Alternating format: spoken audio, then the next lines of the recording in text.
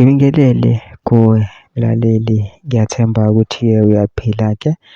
Mina-ke nje engizocela kuwe-ke laphana-ke ukuthi-ke uma kuwukuthi-ke usamusha kulona-ke ikhasi-ke leli-ke noma-ke kuwukuthi-ke uyaqala ungena kulona-ke, wenze nje okulungile-ke laphana-ke ungixhase, ungaphumi ungalicindezelanga-ke ibhathini usubscribe nje kubiza imali kumahhala nje okuphishene nesenti-ke elimnyama-ke leli.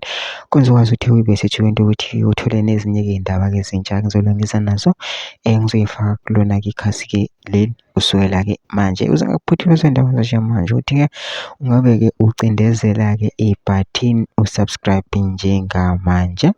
Udaba-ke lona-ke namhlanje-ke la lithi-ke sonke-ke njengoba sonke sazi ukuthi-ke kudlule uqiniseko Mvelase-ke bewumlandeli omkhulu kaMthandeni igcokama elisha-ke udutshulwe wabulawa-ke laphana-ke la ahlala khona eGoli ngoLwesine eku-live emini-ke laphana. Abantu abaningi-ke bebedlulisa-ke amazwi enduduzo-ke kumndeni wakhe wesiqiniseko, kodwa abantu-ke babe sebethi why uMthandeni engasho lutho ngalo-ke lolu daba-ke, njengoba sonke sazi nanokuthi-ke benomthandeni vele-ke bebezana bebexhumana-ke laphana-ke. UMthandeni-ke usegcine ephawulile-ke, uphawula nje manje nje kaphi ngisho ama-hour-ke laphana-ke noma-ke engakukhulumanga-ke okuningi kakhulu, kodwa ungene kwikhasi lakhe laphana ku-Facebook-ke wabhala wathi konke sikubeka kumdali, wasefaka inhliziyo ephukile-ke laphana-ke wabe sefaka